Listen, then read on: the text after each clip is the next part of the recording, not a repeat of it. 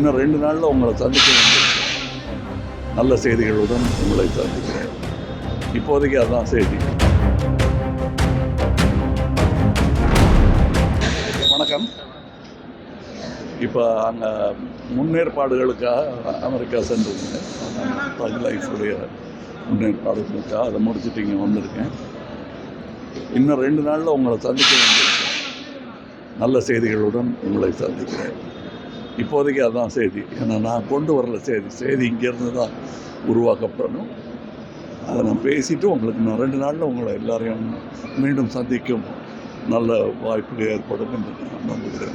நாடாளுமன்ற தேர்தல் பணிகள்லாம் எப்படி சார் நல்லா நடந்துட்டு இருக்கு. நல்லா நடக்கும். கூட்டணி கட்சி அதான் 2 நாளில் சொல்கிறேங்கிறேன். காங்கிரஸ்ல ஏதோ போட்டியிட போறீங்க கமலஹாசன்? 2 நாளில் சொல்கிறேன். அதான் இப்போ சொல்லக்கூடாது.